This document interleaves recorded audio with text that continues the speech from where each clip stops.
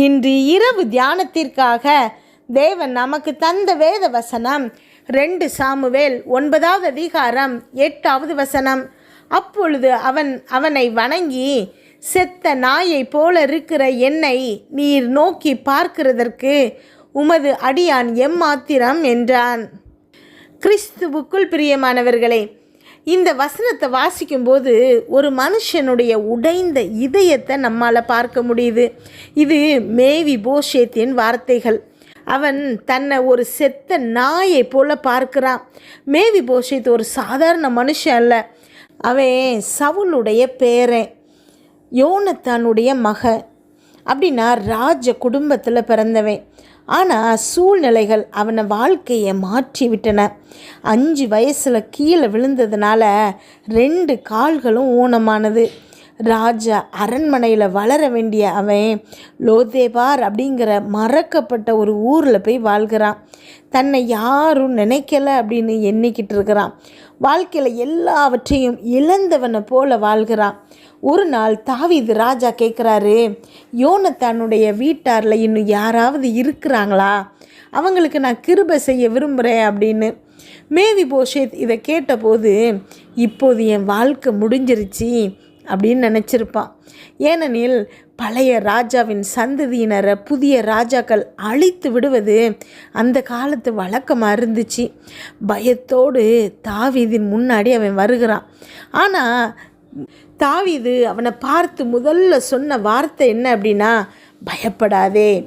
அதற்கு பிறகு அவர் சொல்கிறாரு, உன் தகப்பனாகிய யோனத்தானின் நிமித்தம் உனக்கு கிருபை செய்வேன். உன்னுடைய தாத்தா சவுலின் நிலங்கள் எல்லாவற்றையும் உனக்கு திரும்ப கொடுப்பேன்.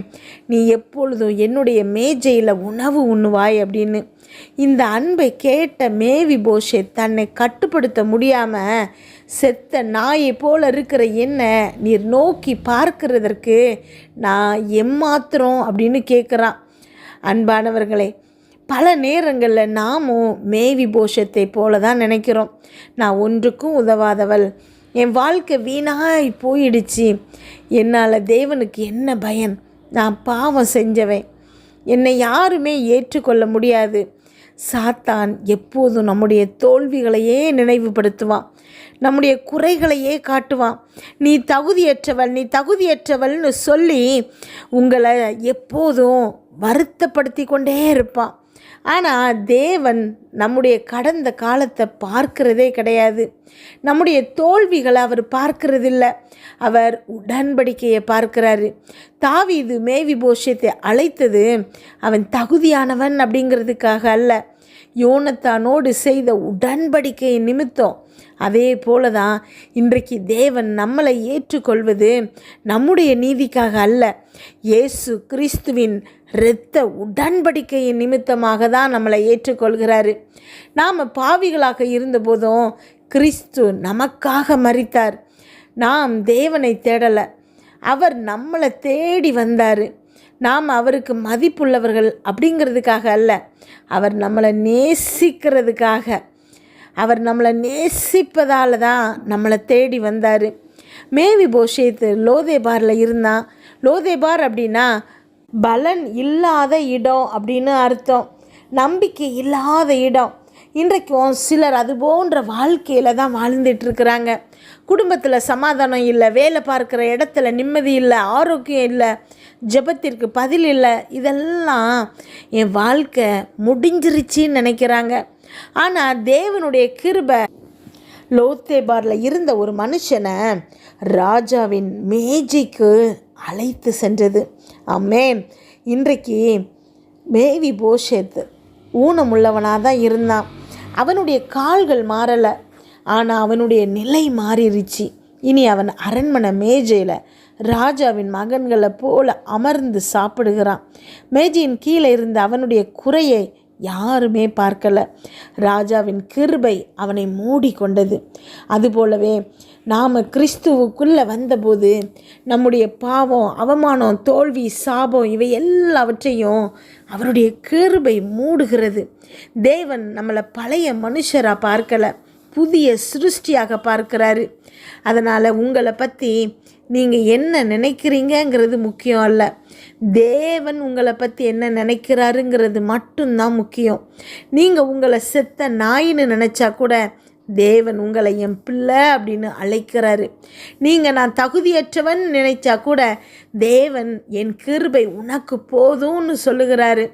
நீங்கள் என் வாழ்க்கை முடிஞ்சிருச்சுன்னு சொன்னால் தேவன் நான் உனக்காக ஒரு புதிய ஆரம்பத்தை வச்சிருக்கிறேன்னு சொல்லுகிறாரு. இன்றைக்கு இந்த வசனம் ஒவ்வொருத்தர்கிட்டையும் பேசுகிறது. உங்களை தாழ்த்தி கொள்ளாதீங்க, கடந்த காலத்தில் வாழாதீங்க, உங்கள் குறைகளை பார்த்து அழாதீங்க, ராஜாவின் அழைப்பை ஏற்றுக்கொள்ளுங்க. இயேசு உங்களை அவருடைய சந்ததிக்கும் அவருடைய மேஜைக்கும் அவருடைய கிருபைக்கும் அழைக்கிறாரு. இன்றைக்கு நீங்கள் லோதேபாரிலிருந்து எழுந்து வாங்க.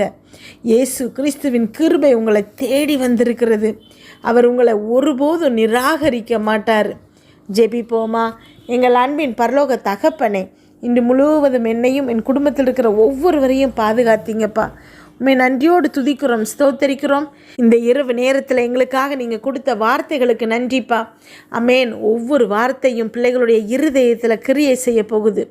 இந்த நாளில் அப்பா உங்களுடைய பரிசுத்த சன்னதியில் தாழ்மையோடு நாங்கள் ஒவ்வொருத்தரும் வருகிறோம் அப்பா. அப்பா மேவி போஷத்தை போல் எங்களை தாழ்மையாக நாங்கள் நினச்சிருக்கிறோம்ப்பா. நிறைய நேரங்களில் நாங்கள் எதுக்குமே உதவாதவர்களாக அப்பா எங்களை குறித்து நாங்கள் கேவலமாக நினச்சிருக்கிறோமப்பா. அமேன். அப்பா நான் தகுதியற்றவன், நான் பயனற்றவன், என்னை யார் நினைப்பாங்கன்னு எண்ணி இருக்கிறோமப்பா. ஆனால் ஆண்டவரே, நீர் எங்கள் தகுதியை பார்க்கலப்பா, உம்முடைய கிருபையை பார்த்து எங்களை அழைக்கிறீங்க. அதற்காக உமக்கு நன்றி செலுத்துகிறோம் கர்த்தாவே. லோதேபாரில் மறக்கப்பட்டிருந்த மேவி போஷத்தை தேடி அழைத்தது போல இன்றைக்கு மறைக்கப்பட்டவர்களாக, உடைந்த இதயம் உள்ளவர்களாக, நிராகரிக்கப்பட்டவர்களாக, தோல்வி அடைந்தவர்களாக, மன வேதனையில் இருப்பவர்கள் ஒவ்வொருவரையும், என்னோடு ஜெபிச்சிட்ருக்கிற ஒவ்வொரு பிள்ளைகளையும் நீங்கள் தேடி வந்து தொட போகிறீங்கப்பா. அதற்காக நன்றி செலுத்துகிறேன். நான் ஒன்றுக்கும் உதவாதவன் அப்படின்னு நினைக்கிற மனசை இன்றைக்கு நீங்கள் மாற்றுங்கப்பா. நீ என் பிள்ளை, நான் உன்னை நேசிக்கிறேன்னு உம்முடைய சத்தத்தை அந்த பிள்ளைகளுடைய காதுகள் இப்போது கேட்கட்டும் ஏசப்பா. அமேன். எங்கள் வாழ்க்கையில் இருந்த லோதேபார் அனுபவங்கள் முடிவுக்கு வரட்டும். கண்ணீரின் நாட்கள் மகிழ்ச்சியாய் மாறட்டும். அவமானம் கனமாக மாறட்டும். அப்பா இழந்த ஆசீர்வாதங்களை மீண்டும் திரும்ப கொடுங்க ஏசப்பா. மூடிய கதவுகள் திறக்கப்படட்டும் ஏசப்பா. மனுஷங்க மறந்தா கூட நீர் எங்களை மறக்காத தேவன், நீ என்னால் மறக்கப்படுவதில்லைன்னு சொல்லியிருக்கிறீங்க ஏசப்பா. கர்த்தராகிய இயேசு கிறிஸ்துவே அப்பா, உம்முடைய இரத்தத்தினால எங்களை சுத்திகரிங்க. குற்ற உணர்வு, தாழ்வு மனப்பான்மை, பயம், நிராகரிப்பு, நம்பிக்கை இல்லாத தன்மை, இவை எல்லாவற்றையும் எங்கள் வாழ்க்கையிலேருந்து எடுத்து போடுங்கப்பா. இன்றைக்கு அப்பா இந்த செய்தியை கேட்டுக்கொண்டிருக்கிற ஒவ்வொருவரையும் ஆசீர்வதிங்க. அவங்களுடைய குடும்பங்களை ஆசீர்வதிங்க. நோயாளிகளை சுகமாக்குங்க. வேலை இல்லாதவங்களுக்கு நல்ல வேலையை கொடுங்கப்பா. கடனில் இருக்கிறவங்களுக்கு விடுதலையை கொடுங்க. பிள்ளைகளின் எதிர்காலத்தை ஆசீர்வதிங்க. திருமணம் தாமதமாக இருக்கிற ஒவ்வொரு பிள்ளைகளுக்கும் அப்பா நல்ல வழிகளை திறங்க ஏசப்பா. மனமுடைந்தவங்களுக்கு புதிய நம்பிக்கையை உண்டு பண்ணுங்கப்பா. இனி எங்கள் வாழ்க்கையில் லோதேபாரில் அல்ல, ராஜாவின் மேஜையோடு நாங்கள் அமரட்டும் ஏசப்பா. எங்கள் வாழ்நாள் முழுசும் உம்முடைய கிருபையினால் அப்பா எங்களை தாங்கி கொள்ளுங்க ஏசப்பா. இவை எல்லாவற்றையும் அப்பா எங்கள் ஆண்டவரும் இரட்சகருமாகிய இயேசு கிறிஸ்துவின் மூலம் ஜெபிக்கிறோம் அப்பா. ஜெபம் கேளும் நல்ல பிதாவே. ஆமென்.